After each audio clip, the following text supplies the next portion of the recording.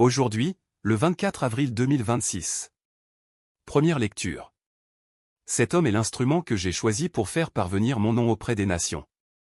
Lecture du livre des Actes des Apôtres.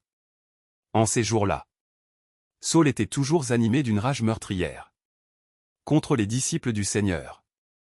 Il alla trouver le grand prêtre et lui demanda des lettres pour les synagogues de Damas, afin que, s'il trouvait des hommes et des femmes qui suivaient le chemin du Seigneur, il les amène enchaînés à Jérusalem. Comme il était en route et approchait de Damas, soudain une lumière venant du ciel l'enveloppa de sa clarté.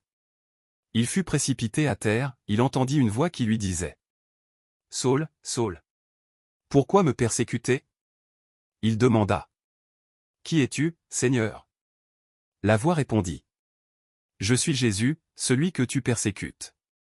Relève-toi et entre dans la ville. On te dira ce que tu dois faire. » Ses compagnons de route s'étaient arrêtés, muets de stupeur. Ils entendaient la voix, mais ils ne voyaient personne. Saul se releva de terre. Et, bien qu'il eût les yeux ouverts, il ne voyait rien. Ils le prirent par la main pour le faire entrer à Damas. Pendant 3 jours, il fut privé de la vue. Et il resta sans manger ni boire. Or, il y avait à Damas un disciple nommé Ananie. Dans une vision, le Seigneur lui dit : « Ananie. » Il répondit : « Me voici, Seigneur. » Le Seigneur reprit : « Lève-toi, va dans la rue appelée rue droite, chez Jude.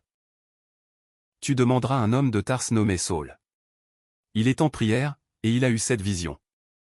Un homme, du nom d'Ananie, entrait et lui imposait les mains pour lui rendre la vue. Ananie répondit : « Seigneur, j'ai beaucoup entendu parler de cet homme et de tout le mal qu'il a fait subir à tes fidèles à Jérusalem.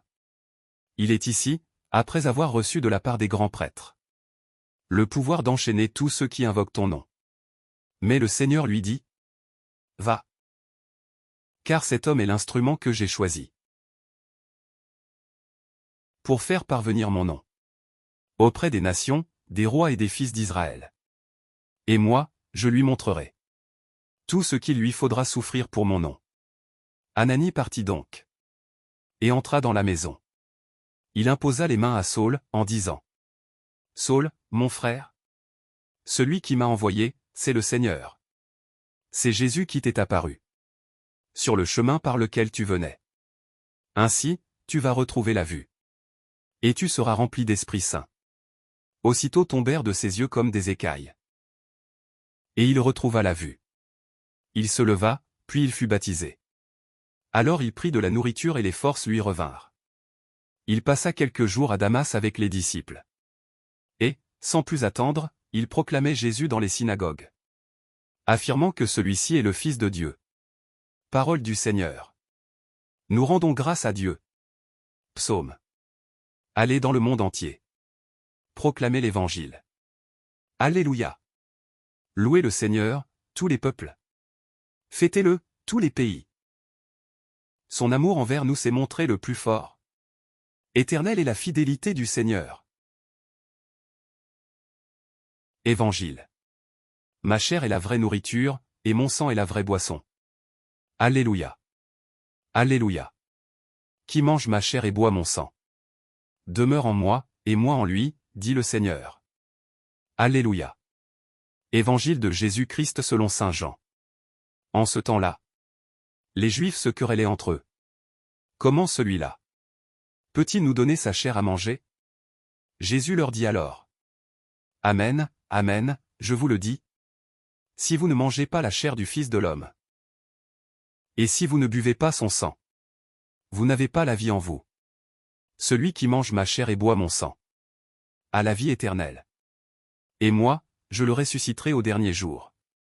En effet, ma chair est la vraie nourriture, et mon sang est la vraie boisson. Celui qui mange ma chair et boit mon sang demeure en moi, et moi, je demeure en lui. De même que le Père, qui est vivant, m'a envoyé, et que moi je vis par le Père, de même celui qui me mange, lui aussi vivra par moi. Tel est le pain qui est descendu du ciel. Il n'est pas comme celui que les pères ont mangé. Eux, Ils sont morts. Celui qui mange ce pain vivra éternellement. Voilà ce que Jésus a dit. Alors qu'il enseignait à la synagogue de Capharnaüm. Acclamons la parole de Dieu. Louange à toi Seigneur Jésus.